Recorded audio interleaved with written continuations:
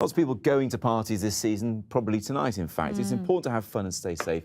Just remind us how crucial it is, without stating the obvious, to be prepared before you go out. Well, exactly. And we want to make them memorable, but for the right reasons. And it's quite often, when we're busy, it's easy to forget simple things.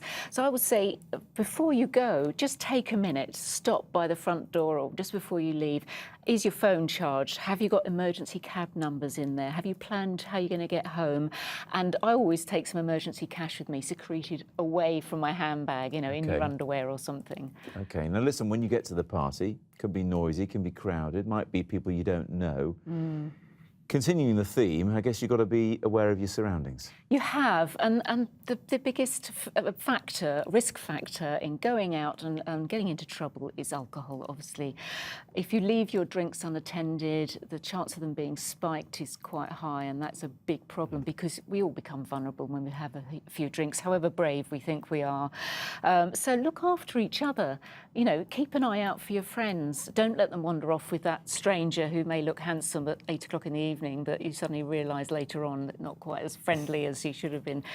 Just look after each other, be aware of your surroundings and watch your drinks. Don't drink anything that's been left unattended. We should put it in perspective. Most people offering to buy a drink, they have good intentions. They just want to get to know you. Of course they do. But you should still not let them go off and buy it and bring it back, or what should you do? Well, I think you've got to be sensible about it, yeah. If you've gone off to the loo and left your drink unattended for 10, 15 minutes, leave it. It really isn't worth it. Yeah, go and get another one. It's really not worth it, because that's where the problems come. And if somebody's got, nefarious intentions, that's their way in to reduce your resilience and to reduce your instinct for things that could go wrong. Well, yeah, you mentioned instinct there, and that's an important one. Even if you are a little bit the worse for wear, people have a bit of a sixth sense about others, don't they? So you should listen to your instincts. Definitely, absolutely right. And I think that's another problem with alcohol, is it makes, you want to have a good time. It's Christmas and you're actually going out with the intention to, really have a good time.